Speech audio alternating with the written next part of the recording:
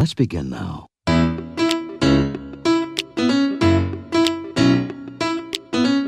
Today, I just woke up and I said,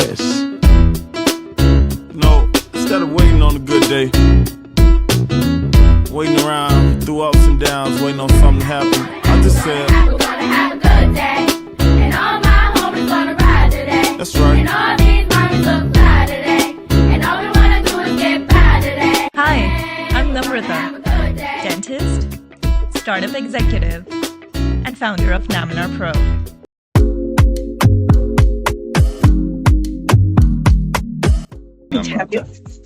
Happy to have you as part of our special speakers in the Global Dentists Pool.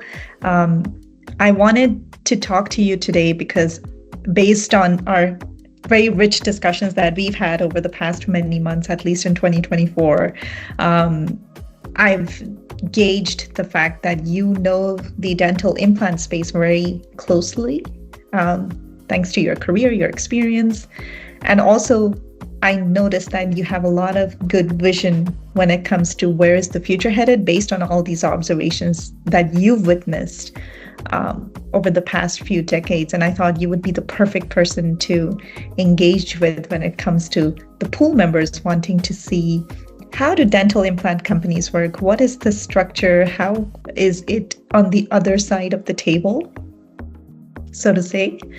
And when it comes to that, I had a few questions for you, but before we jump into that, why don't you make a quick introduction on who you are, what your experience is, just for the pool members to get familiar with you, and anybody else who's watching this. So go ahead. Sure. So thank you so much for having me here. I really appreciate it. And really, I enjoy our exchanges so much because they are thought-provoking and, of course, sort of force me at least to take a fresh perspective on what's happening in our industry. But anyway, so my name is Paul Delgado, and I'm currently working for a very small startup in Zurich that sells a zirconia dental implant. But I've been in the dental implant industry now for about 30 years. And I started my career, the early part of my career started in the United States, where I followed a track in sales. I sold for one of the big five, one of the major players. And I worked my way through their ranks of promotion until I found myself in Switzerland, where I became responsible for a component, a portion of one of their new business units. And there I expanded my horizons. I left one of those big five, and I went to work for a bit of a smaller company with the intention to help them develop a larger global presence. So my responsibilities have been focused on global sales, global marketing, education as well, professional education for the dental community, and I've had the privilege and the luck to work with some fantastic people throughout these 30 years and really get exposed to a broad variety of topics involving not just the development of an organization, but also the interaction of these organizations with dentists. So that in a nutshell is who I am. Yeah. What a massively impressive nutshell. But you know what? I remember you mentioned at one point in our early discussions, was it you or was it someone else who said that you were there at the baby steps when Strawman was kind of becoming Strawman in its teenage years? Okay, so I wasn't sure if we were allowed to use company names, but if you open that door, then it's fine. Absolutely. Okay. So I joined the Strawman team in the early 90s, so 1993 to be exact. Yeah. When Strawman was in essence a startup in the United States. By 1993, by the tail end of 1993, Strawman had let's say a strong presence in the DACH region and here in Europe, but in the United States they were an unknown. During those early days of implant dentistry, what used to be called the Brannemark system was, or the Brannemark company. It's now Nobel Biocare, but it was that was the prominent brand globally. And then there were a few other companies which no longer exist, but they gravitated in that space. And Straumann was the new kid on the block. So I was one of the very first employees they hired in the United States, and I myself was a young man, so I new kid on the block with some new employees, and it was an interesting time of exploration, of development, of learning. So it was really, really a fascinating time. But yeah, I was one of those. I love that from your profile, because for us lot, the ones who've just grown into these well-built companies, in our professional careers as practitioners, when you say Straumann today, it's like as if it's always just been this massively gigantic structure. But it's such a pleasure to talk to you about, well, they were tiny babies too at one point. Yeah. And therefore, I would love to learn, you've seen it all, to be honest. You've seen changing trends in the markets when it comes to dental implants specifically, which is your niche.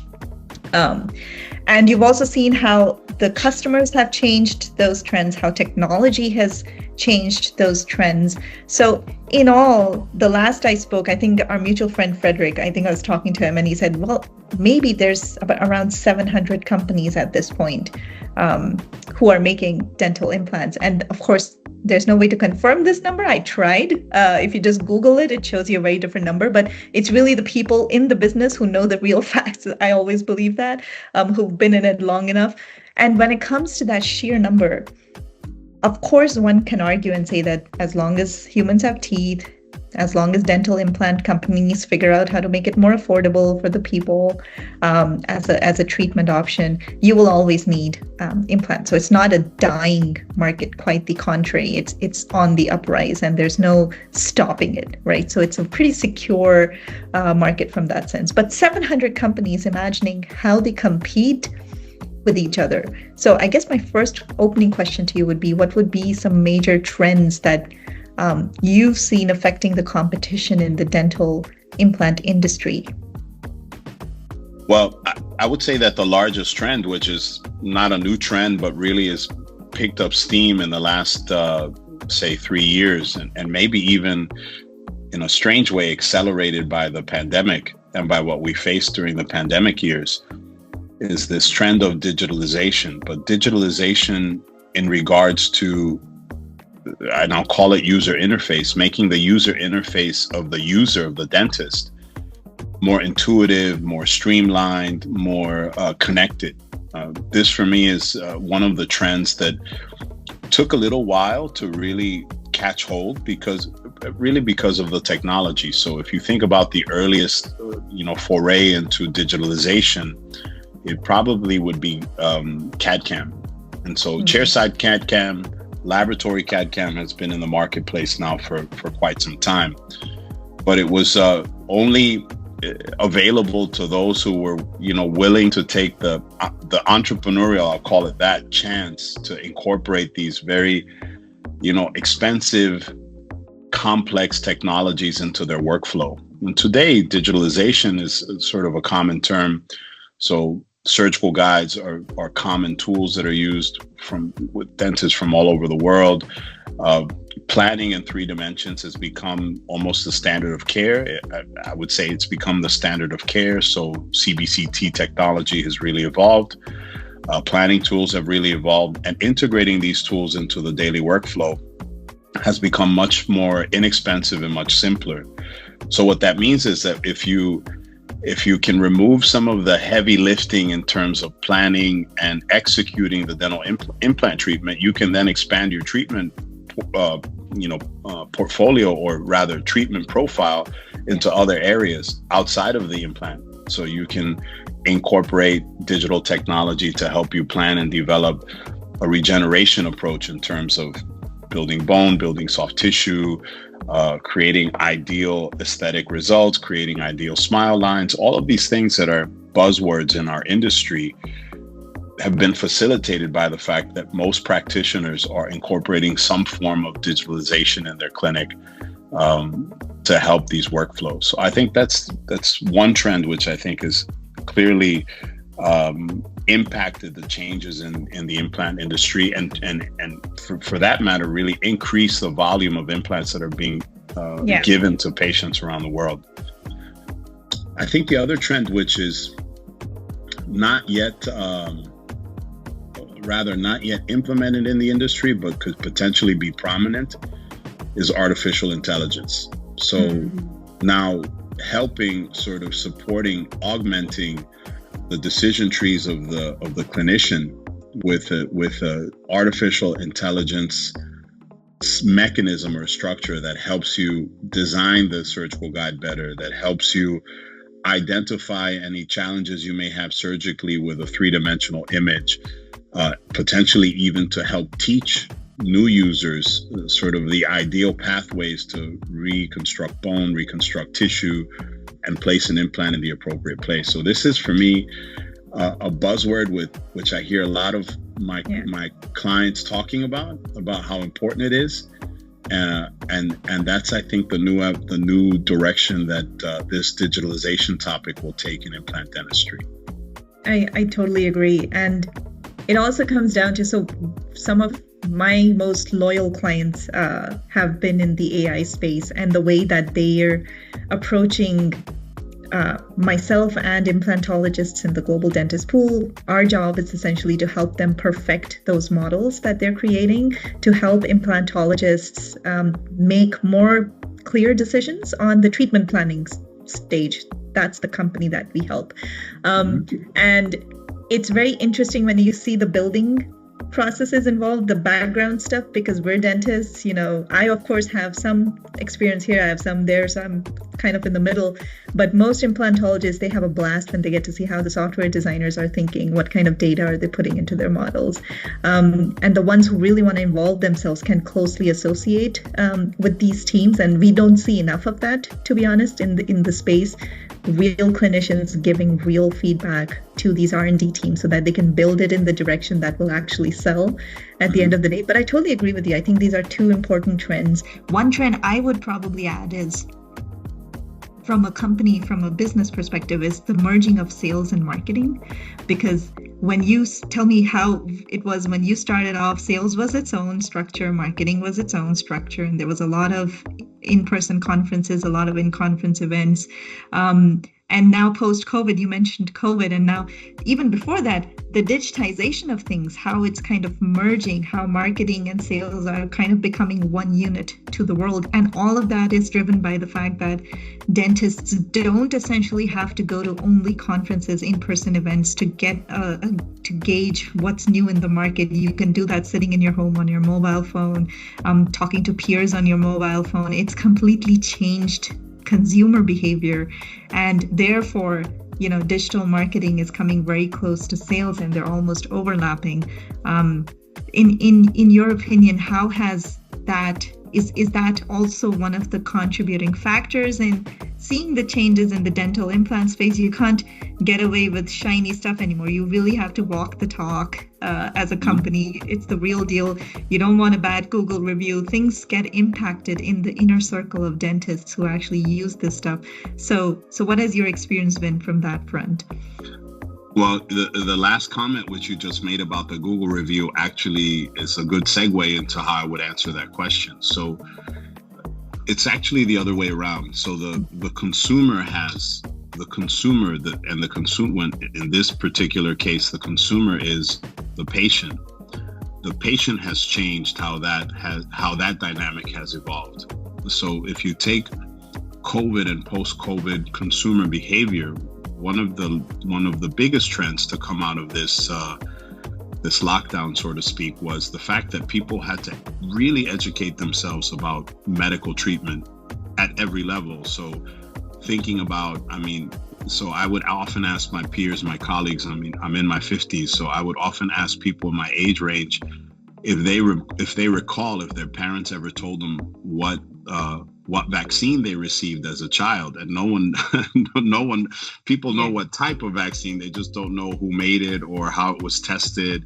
No one really cared. But today people understand the brand, the testing protocols behind the brand, what's safe, what's not safe. And that's trickled down or transcended into other medical treatments. And so I think the patient as a consumer is much more informed, is much more prepared, albeit some of the information that you retrieve from Google may not be as accurate as we wish it would be, but it's enough information, and there's enough of this culture of ratings, rating your clinician, rating the brand, rating the performance of certain things. There's enough of this culture that exists that people walk into the dental practice with a preconceived idea of what they prefer versus what they don't prefer.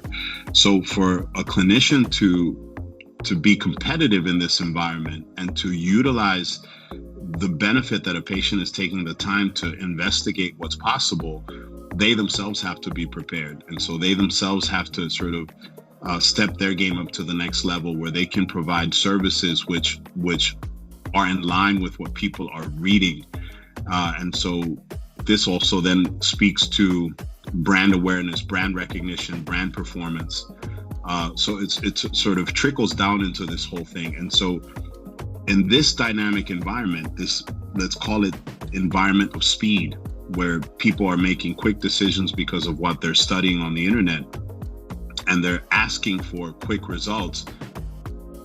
So a company doesn't have the luxury of, the sort of more traditional or older methods of sales and marketing. So now, let's call it social selling, because that's what everyone calls it. So social selling has become sort of the norm or the forefront, the starting point with marketing today. And everything is built from the social selling platform. So social selling becomes sort of the base platform, and then everything that builds from this platform is intended to sell and to market almost simultaneously. That's what we see across the board from many brands, not just in the dental industry, but also in the medical industry at large. Yeah, and it's interesting because the more that I work with teams on the inside of dental tech, in the dental tech space, there's almost a dichotomy, because you're in sales, your core experience is in sales, so you had a lot of direct touch point with the person who's going to buy the product, which is the clinician. But a lot of the language that we use in sales and marketing is patient oriented. So how is it going to benefit not just the practitioner in their day-to-day, but how is it also impacting the patient? I personally feel like a lot of our focus from the companies goes into how do you get to sell the thing? Just make the dentist believe in your product. And there's less language on the patient end of things. It usually comes down to the sales representatives to make that clear to the person when they're actually selling the thing. Now, because you mentioned brand, from a company perspective, their brand loyalty is coming from the dentist who's eventually going to purchase the product. And their hope is that this person will keep buying from them over time and that they become a loyal, long-term customer. Having said that, do you see, in your experience, we mentioned the big 5 dental implant players, how much of a patient-centric approach is it really in terms of what's happening on the ground compared to, is it really focused on, we need to drive sales, we need to drive revenue, we need to drive profits? What is it that smart companies are doing differently when it comes to brand loyalty compared to those who aren't doing such a good job? And because our core audience in this talk is also dentists, it would be good for them to understand how much patient-centric are really our conversations in the back end, and what exactly is that brand loyalty when it comes to the approach, the strategy of the company. So the answer is a bit complex, but I'll do my best to simplify it in the following way. So, of course, all of the behavior, or rather all of the activity, all of the selling activity from the organizations that produce the product to the purchaser, which is the dentist, all of that is related to, or rather, it's geared toward making the interface of the product easier and faster to use. So immediacy is a topic which is, again, it's not a new topic. It's not a new idea, but what is different today, when it comes to immediacy that wasn't prominent before is that it's functional immediacy for the patient. So the patients are expecting that if they have a dental problem where they're about to miss a tooth, that the time frame between the replacement of that tooth and the time they can function on that tooth on a regular basis is shortened as much as possible. And that has been the drive of the industry, I would say, for the last 10 to 15 years. Yeah. And so today, most dental companies, no matter what their size, they have to have an immediacy offering for the dentist, who then provides that offering to their patients. So there has to be a consistent immediacy offering in the portfolio so that the dentist can sell to the demands of the patients that are coming through the door, that have, whether good or bad, through the internet and through Google searches, have discovered that it's possible to have your teeth in one day or in 1 hour, or whatever the term is that people are using to promote this. So from that point of view, you have a patient-centric approach in that you're facilitating this immediacy topic for the clinician. But if you look at it from a different angle, and if you look at the behavior of really the big five, but let's call them the benchmark of the industry, what's happening there?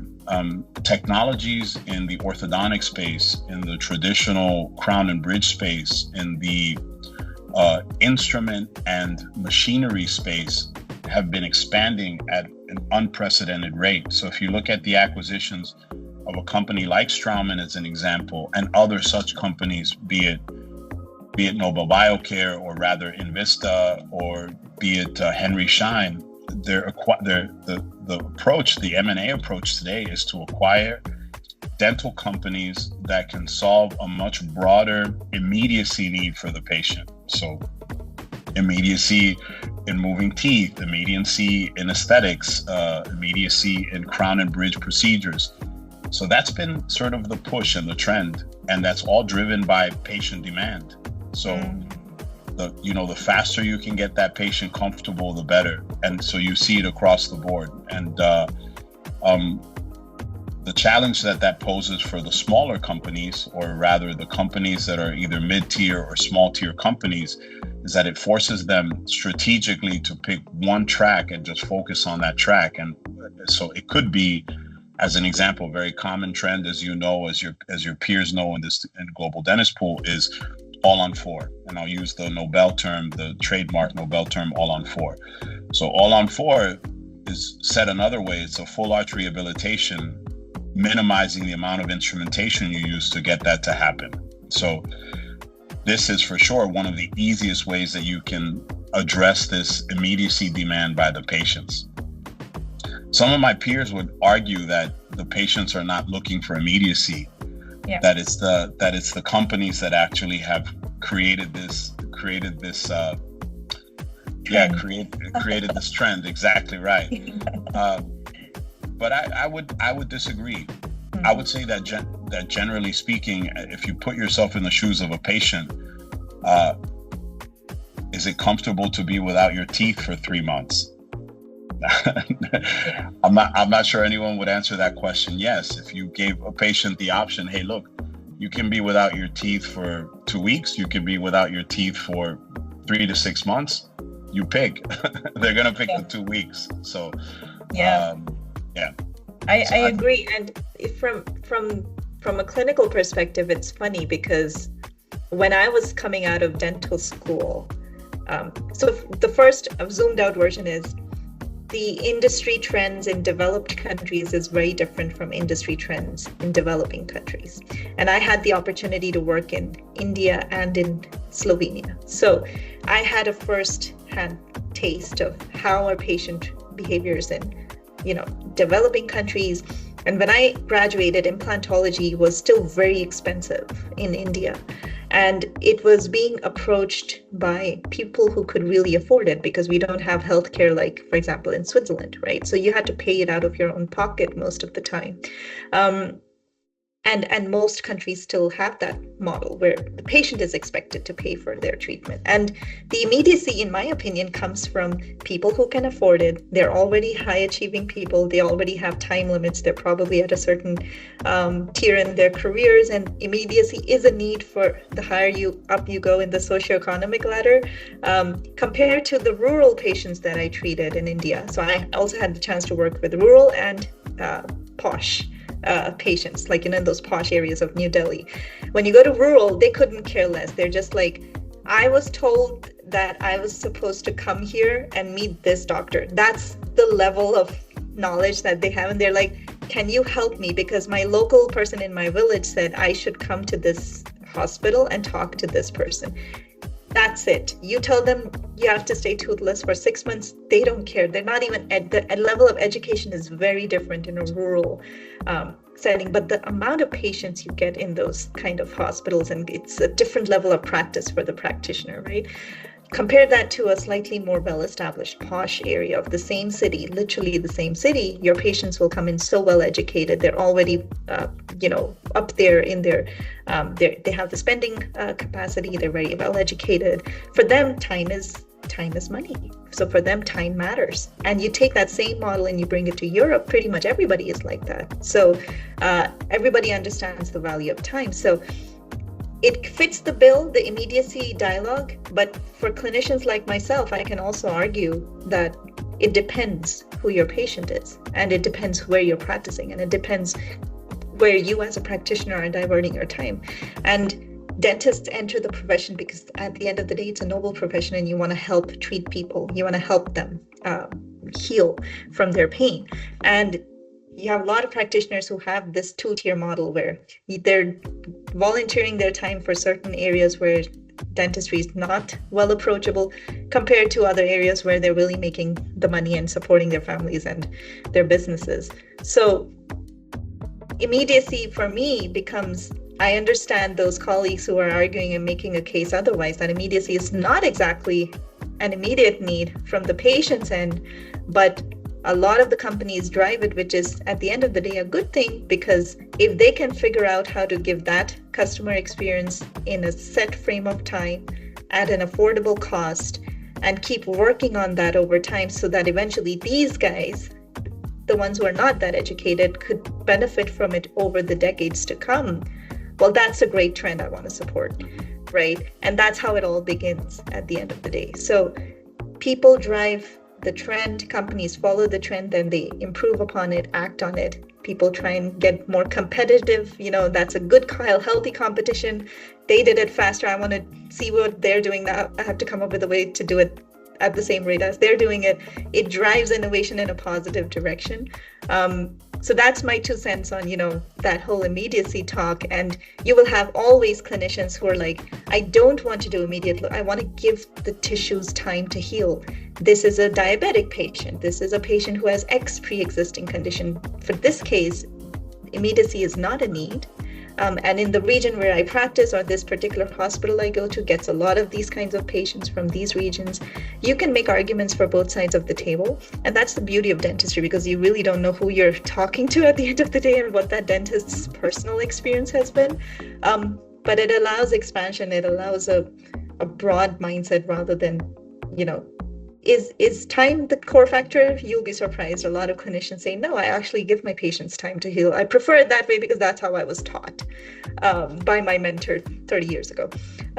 So it's a fun topic. We can take it on in our own discussion on how do clinicians really behave when it comes to implantology. But you did speak about mergers and acquisitions, and that's always an interesting topic for me. Why? Because I think we are the generation who is so well aware of these mergers and acquisitions happening so frequently now. I'm sure they happened 50 years ago as well.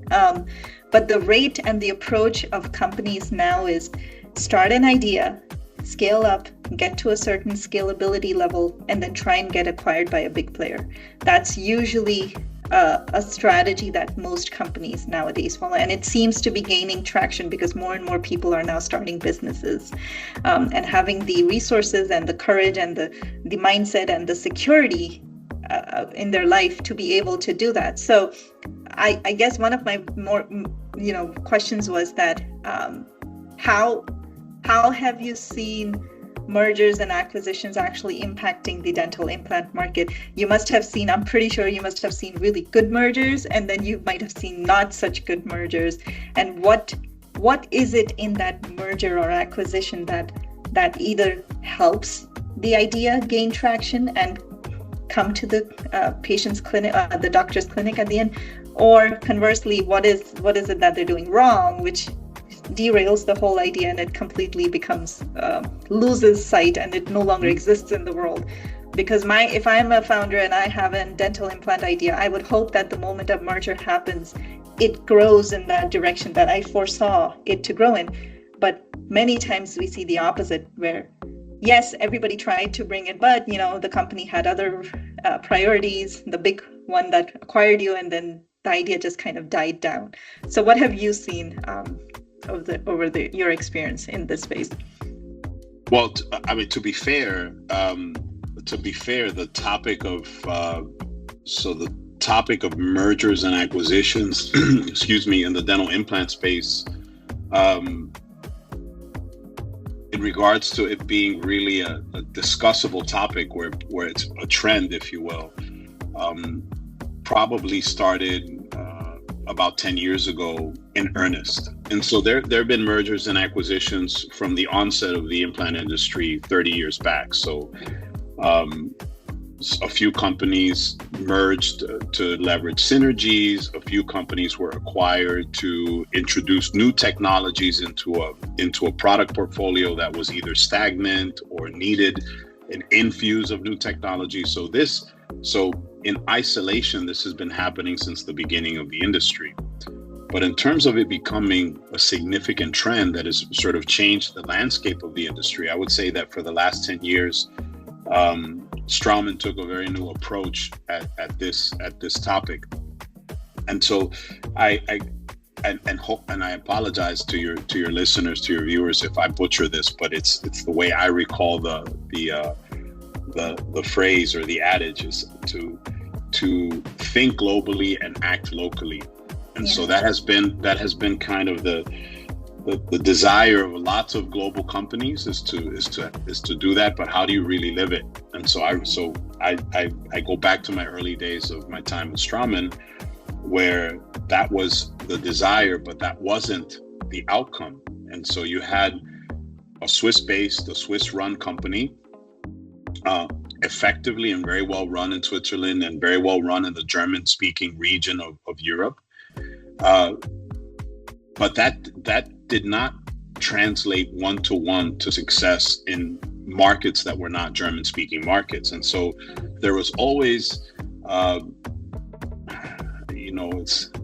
it's hard to generalize this in this way, but I will, and I apologize for those who disagree, but it felt like it was, 2 steps forward, 1 step back in the external international markets with the growth of Straumann. It wasn't until Straumann decided that rather than try and globalize this Swiss organization, they would rather incorporate international organizations that had already found local success based on their own local metrics, that the fortunes of Straumann started to really change. And so the acquisition, the first and the major acquisition of Neodent in Brazil was really impactful, because they took the top brand in Brazil, they acquired it in one of the fastest growing markets in the world. So part of this BRIC region, but really dynamic market with an upside opportunity, tremendous upside opportunity. They acquired this organization, but they left their DNA intact. They allowed them to continue to sell as they had been selling in Brazil, and they continued to allow them to develop as they had been developing their technology up until that point in time. And they became part of sort of this family, or this conglomerate of families that could maintain their own identity, their own strength in their own local market, but contribute to the overall success of the parent company, which became the Straumann Group. And so this formula was copied in different markets. The acquisition of Anthrogear, and then I can go on the list of their acquisitions, but you know them as well as I do. And So the success of this model has been to not force the Straumann structure on these organizations, but to incorporate them as elements of a greater whole.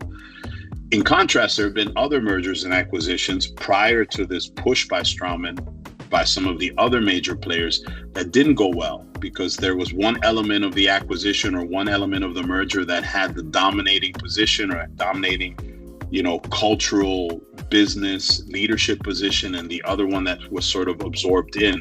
And this led to conflict, and it led to a long-term destabilization. So ZimVie is an example of that. The Dentsply Sirona merger, that's an example of that. Even Envista with Nobel and some of the sub companies purchased by Envista, none of that really went smoothly.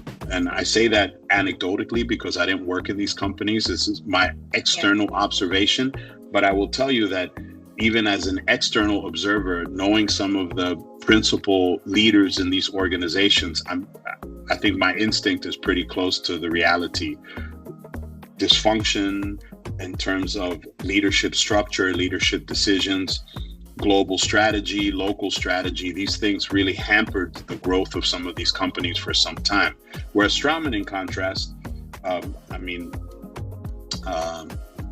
borrowed some historical elements from how to partner, so strategically partner with some of these local organizations, or treat it like a strategic partnership, whereby they allowed, this organic growth to sort of, as a tide rises, all ships rise with this growth. And it's sort of the success formula for Straumann.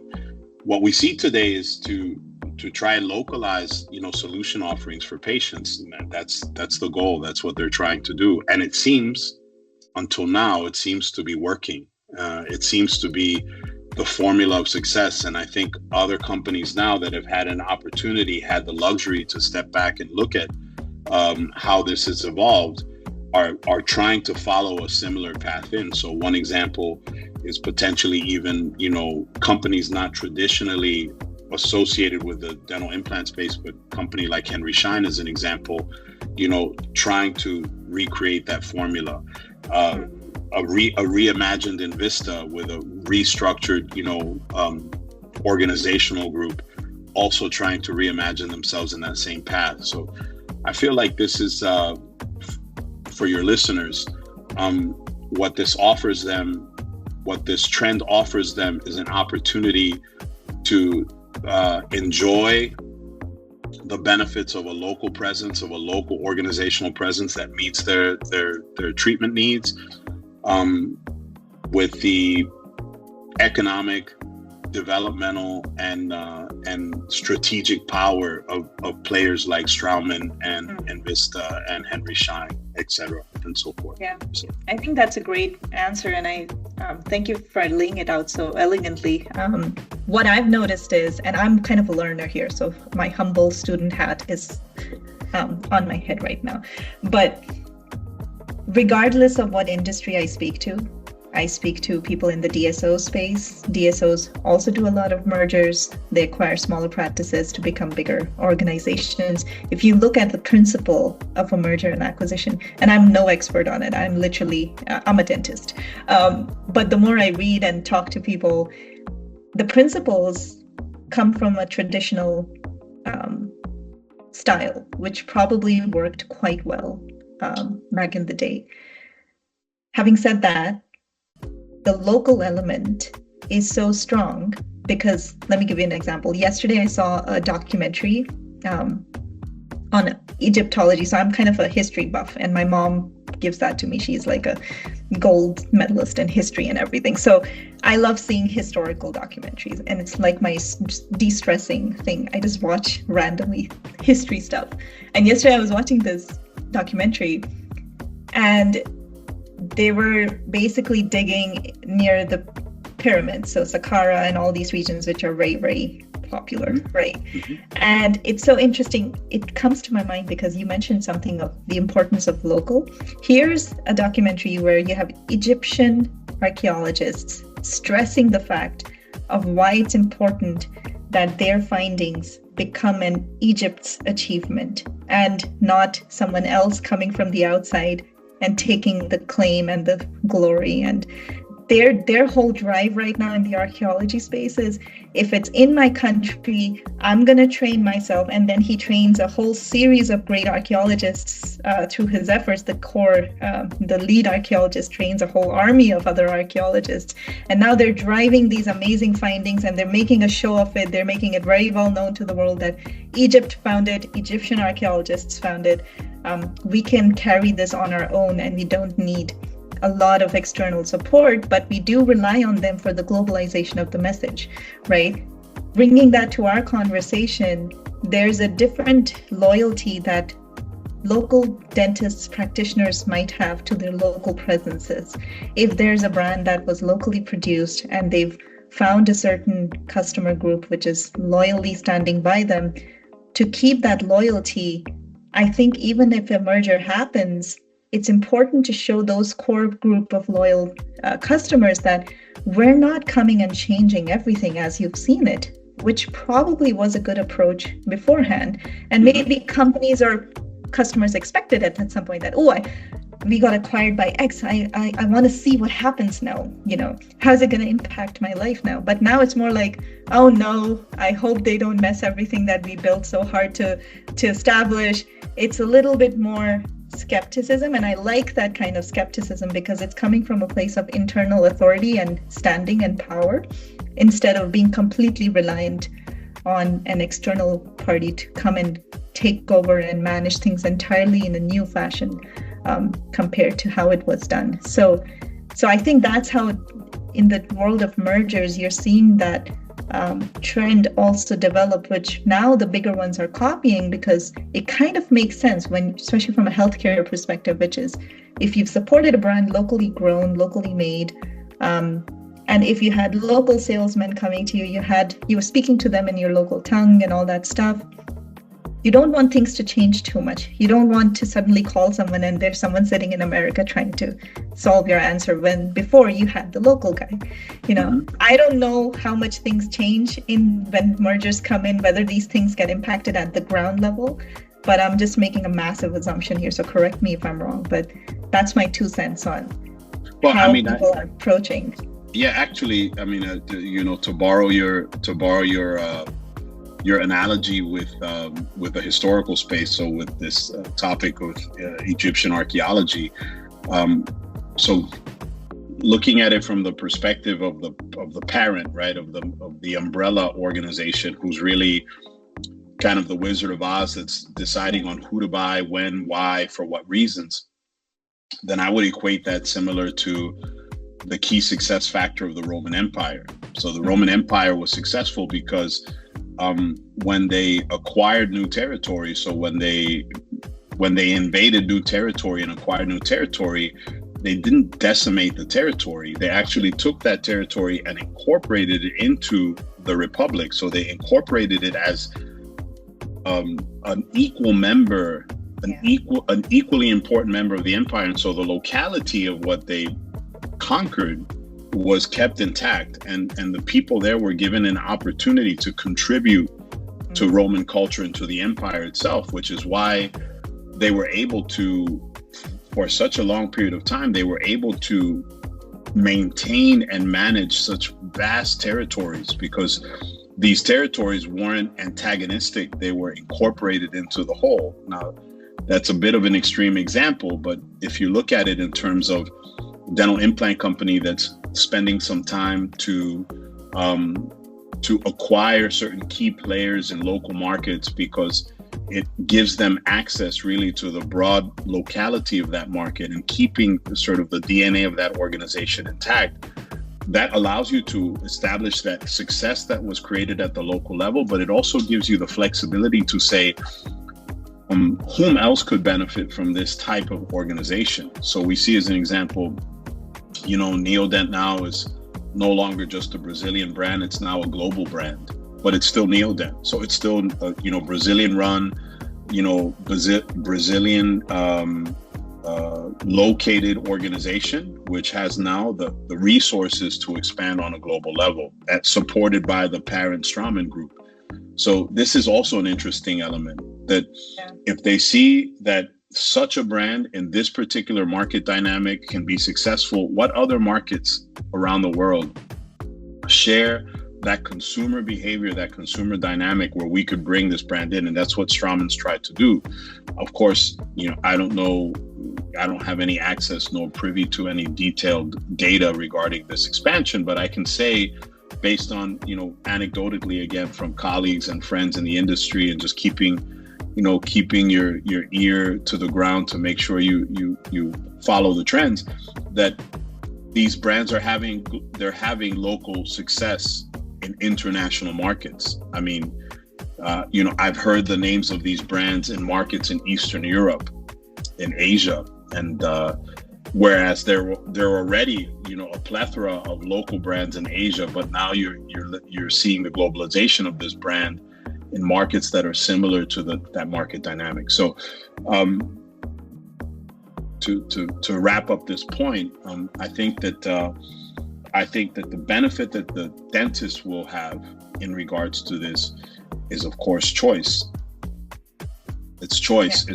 It's a broad spectrum of choice. It's way too much, actually. There's so much choice. There's so much choice available. Sure, but if like you said, if you're in a rural part of India and you know that people are coming from many kilometers away to be treated and willing to go through almost anything, willing to go through 6 months of no teeth, or willing to go through these types of procedures to achieve better health, is it feasible to expect them to, to pay 2,000 euros for a dental implant? What's the reality for them? How can you serve them? Well, if you have a variety of choices in each market, then yes, that rural patient can enjoy the benefit of having their teeth replaced in a more modern way, as can the people who are highly educated at the higher, echelons of society, who have the financial means to, pick the premium, if you will. So I think that's where the advantage comes in. So absolutely. Yeah. And when it comes to the merger element, I guess, following that historical line that we took, the segue, is the best conquerors were the ones who understood the new region that they've actually occupied. So Alexander the Great, when he came to Egypt, he actually wore the local clothes, and he did the whole, I'm not going to change anything. Caesar, all these great people, they understood that you're not here to take over, you're here to merge. Yeah. He also married the pharaoh, right? He also married. Exactly. So he's like, he went all the way in. He's like, okay, I'm going to do this the right way, and it worked. Right. So, and look how it's impacting the world today. So these tiny decisions that they took at the get-go changes the course of history as we know it. But I'm going to wrap it up here, Paul. Thank you so much for your time. I'm going to stop recording in a few seconds, but let's pick up on our next session on similar topics. Thank you so much. You're welcome. Hey there. If you're making dental products, then you might want to take advantage of our Global Dentist Pool. We're 100 plus clinicians spread across 21 countries globally, and we are obsessed with helping dental product companies thrive. We do that in 2 steps. Number 1, you run a survey within our cohort to see if your design idea is actually going to stick with your end user. We help you understand true user needs. We give you unbiased, honest feedback, anonymized, so that your R&D teams can take the right decisions. And number 2, you get access to premium dental advisors who are specialized profiles exclusively to support dental companies. We're all dentists, plus with additional expertise in medtech. So you're going to have 2 people in one, a dentist plus clinical person, regulatory person, marketing person, whatever your need is. Instead of hiring 2 different people, you can hire just one. So if you're looking for a freelancer or vendor or consulting firm that exclusively deals with dental products, then Namrata Pro is the place to come. And I am the founder and CEO of Namrata Pro, and I look forward to chatting with you. Links down below. See ya.